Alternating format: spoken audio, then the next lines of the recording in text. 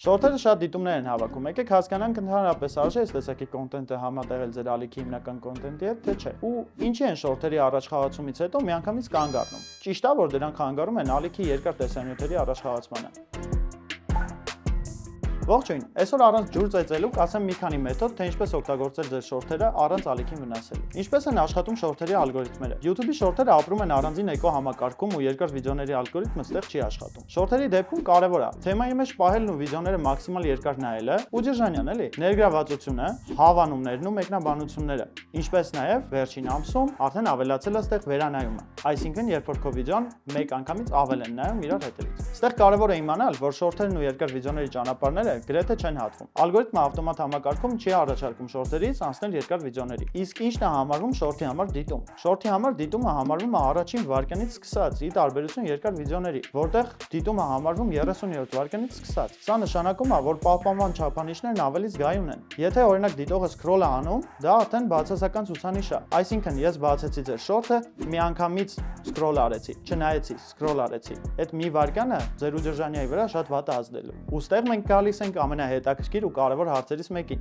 Արդյոք շորթերի երկարությունը կարևոր է։ Շորթերը կարող են տևել մինչև 3 րոպե, դա բոլորս էլ գիտենք։ Բայց հենց YouTube-ում առաջարկում են, որ շորթերը դուք հրապարակեք մինչև 20 վայրկյան, որպեսզի ռեկ լինեք։ Ըստ YouTube-ի զարգացման տնօրեն Տոդ Բոբրեի, եթե ցանկանում եք առավելագույն հասանելիություն, շորթը պետք է լինի մինչև 20 վայրկյան։ Այդ դեպքում դիտման եւ ներգրավվածության հավանականությունն ավելի բարձր է։ Եթե ցանկանում եք առավելագույն հասանելիություն ձեր շորթերում, շորթը պետք է լինի մինչև 20 վայրկյան։ Բայց պետք չի վիդեոն կտրել իր բովանդակության հաշվին։ Վիդեոն պետք է լինի համ կարճ, համ իմաստով։ Եկանք մյուս հարցին։ Ինչի են շորթերն արագ թափ հավաքում, հետո միանգամից կանգ առնում։ Սա լրիվ նորմալ է։ Շորթերն աշխատում են վիրուսային պատուհանի սկզբունքով։ Եթե շորթն առաջին 40 ժամվա ընթացքում ռեկ չի ընկնում, ուրեմն ալգորիթմը ավտոմատ կանգնացնում է դրա առաջխաղացումը։ Իսկ եթե ամեն ինչ լավ է, 2-ից 4 օր առաջխաղացնում է շորթը ու հետո վերջ։ That's all, folks. Սա բակ չի, ուղղակի շորթերի առաջխաղացման տրամաբանությունն է տենց։ Արագ բում ու վերջ։ Կարող են շորթերը սպանել երկար վիդեոներին։ Տեխնիկապես չէ, բայց պետք չի շտապել։ Եթե շորթը ալիքի թեմայի հետ ընդհանրապես կապ չունի, այդ պարագայում կարա նաև վնասի ձեր թիրախային լսարանին։